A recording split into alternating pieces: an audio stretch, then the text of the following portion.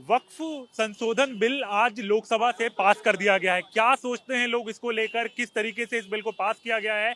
उसके ऊपर लोगों की क्या राय है, आम लोगों की क्या राय है? हमारे साथ कुछ लोग मौजूद हैं।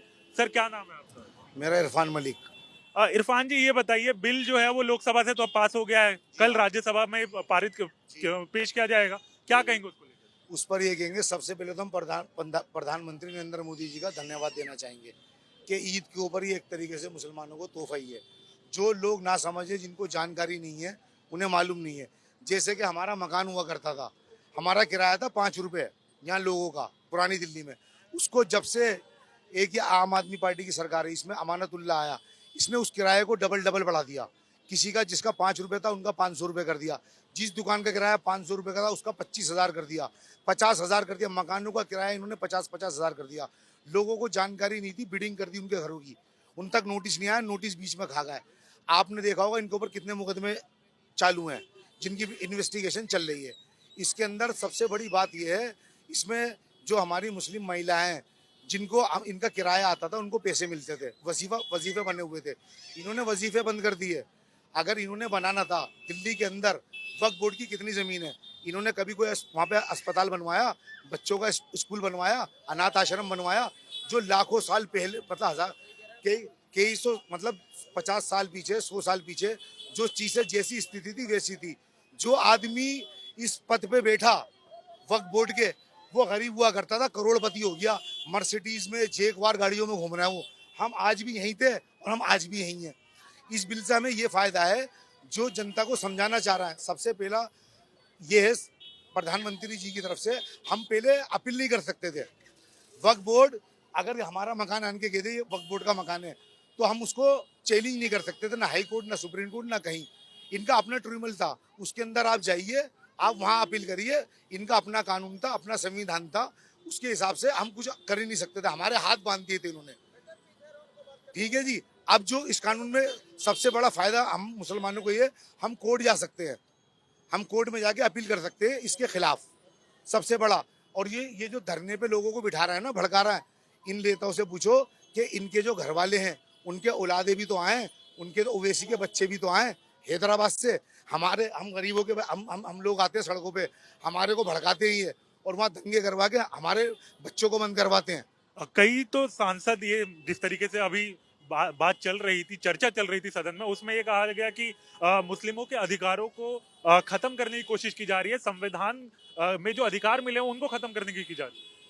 ये झूठ बोल रहा है, गुमराह कर रहा है। क्योंकि जब ये कानून आ जाएगा ना, इसके बाद जब इन्होंने घोटाले करे, जिन लोगों ने करोड़ों रुपए के, जिन्होंने लीज के ऊपर जमीनें दे दी, ठीक है, 1 रुपए का जमीन दे दी, 2 रुपए का जमीन दे दी, वक्फ बोर्ड की जमीन जो खरबों रुपए की, आज खरबों खरबों खरबों रुपए की जमीन है हिंदुस्तान में। अगर जमीन है, सबसे पहले तो वक्फ बोर्ड, और दूसरे नंबर पे रेलवे, उसके पास है हिंदुस्तान के अंदर जमीन। हमारे पे इतनी दौलत है मुसलमानों के लिए कि अगर ये उसको तकसीम करते ना गरीबों के अंदर, वक्फ बोर्ड वाले अगर मुसलमानों को देते, आज झुग्गियों के अंदर नहीं देते, बोरा लेके कागज नहीं चुनते, साइकिलों में पंचर नहीं लगाते, जो हमें कहते हैं। आज हम एजुकेटेड होते जा रहे हैं, हमारे बच्चे पढ़ने लगे, स्कूल जाने लगे। लोगों को जानकारी नहीं है, गुमराह कर रहे हैं ये। आपका क्या नाम है? हफीज खान। क्या कहेंगे, इस बिल को अब लोकसभा में पास कर लिया गया है, अब जो है वो राज्यसभा में? बिल्कुल ठीक किया है। अभी एक दुकान है काला बाबा की, 700 रुपये किराया था, 8,000 रुपये किराया कर दिया। 700 का 60,000 हो गया। एक दुकान की उसका किराया था 1,200 रुपये, आज इसका किराया 22,000 कर दिया सिविल लाइन चौक पे। तो ये तो बहुत धंधे वाली हो रही है। ये जितनी भी आम पार्टी की सरकार थी, सब घोटाला। आपको लग रहा है कि अब ये बिल के ऊपर जिस तरीके से इसको लोकसभा में पास किया गया है, और जिस तरीके से अब ये कानून बनने जा रहा है, तो आपको लग रहा है आम मुस्लिम जो है उसको फायदा होगा इससे? बिल्कुल फायदा होगा, अपनी अपील तो रख सकेंगे जो भाई ने किया हमारे। आपका क्या नाम है भाई साहब? जमाल नासिर मेरा नाम है। जमाल भाई, ये बताइए कि अब लोकसभा में पास हो गया बिल, अब राज्यसभा में पास होगा कल, तो अब ये बताएं कि किस तरीके से आप इस बिल को देखते हैं, और क्या खासकर अगर हम बात करें आम मुस्लिम को क्या फायदा है? इसमें फ़ायदा ये है कि वक्फ बोर्ड में घोटाला तो है, क्योंकि वक्फ बोर्ड के अंदर जो वक्फ बोर्ड में जो लोग हैं वो बहुत पैसे वाले हो गए, ये बात सही कह रहे हैं इरफान भाई। और देखो, आम आदमी को क्या चाहिए?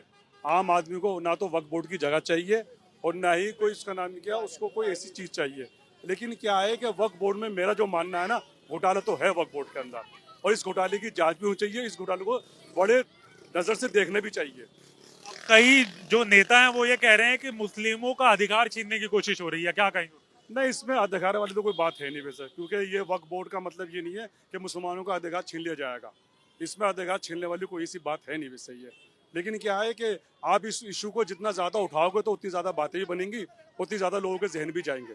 बाकी ये है कि वक्फ बोर्ड से कोई अधिकार छीनने वाला कोई ऐसा मैटर नहीं है। घोटाला है, लेकिन घोटाला तो आपका क्या नाम है? शाह आलम। क्या कहेंगे इस बिल को? अब लोकसभा से तो पास कर दिया गया है, अब आम मुस्लिम इसके बारे में क्या सोचता है? बढ़िया सोच लिया है, अच्छा सोच लिया और अच्छा ही होगा। ये तो वो लोग लड़ रहे हैं, वो लोग धरनों पे बैठ रहे हैं जिनकी रोजी रोटी बंद हो रही है, जिनके पैसे बंद हो रहे हैं, जिनके घोटाले बंद हो रहे हैं। अब वो घोटाले बंद हो जाएंगे उनके, जितने भी वो कभी कब्रिस्तान बेच रहे हैं, कभी घर बेच रहे हैं, कभी दुकानें बेच रहे हैं। जाओ तो वो कहते हैं लाओ 50,000, लाओ 1 लाख नाम करने के, लाओ 5 लाख, ऐसे बेईमानियां करते हैं सब। तो अभी तक क्या फायदा मिल रहा था पुराने नियमों के अनुसार? सिवाय नुकसान के कोई भी कुछ भी नहीं था, सिवाय नुकसान के। तो ये लोग जो बात उठा रहे हैं कि आम मुस्लिम का अधिकार छीना जा रहा है, उसको क्या कहें? इन्होंने कौन सा अधिकार दे दिया? इन्होंने कौन से अस्पताल बना दिए? इन्होंने कौन से स्कूल बना दिए? ये तो खुद बेईमानियां करते थे। समझ रहे ना मेरी बात को आप? ये तो वही चल रहा है जो पैसा खाते हैं। आपका क्या नाम है? हाँ जी, मोहम्मद उबैद। क्या कहेंगे इस बिल को लेकर, जो जिस तरीके से इस बिल को अब लोकसभा में पास कर दिया गया है, क्या कहेंगे? देखो, मैं सिर्फ यही कहना चाहूँगा कि सरकार ये जो भी कर रही है ये साजिश है मुसलमानों के खिलाफ। ठीक है। दूसरी चीज़, मुसलमानों ने ही दिया है सब कुछ इस देश को। लाल किला जो दिया है शाहजहाँ बादशाह ने दिया है, कुतुब मीनार बनाने वाले मुसलमान थे। ठीक है जी। और बहुत सी इमारतें दी हैं। ताजमहल इंडिया का 7वां अजूबा, पूरे वर्ल्ड का 7वां अजूबा ताजमहल, वो किसने दिया?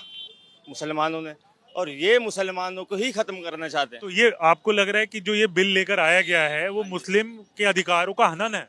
देखो, वो तो मुस्लिम का अधिकार ही कहा जाएगा जब सब कुछ हमारे मुसलमान भाइयों ने ही दिया, जिस पर शपथ लेते हैं नेता लोग लाल किले पे चढ़कर, वो मुसलमान ने दिया। ठीक है ना। तो ये अब कुछ और लोग हैं, उनसे बात करते हैं। क्या नाम है?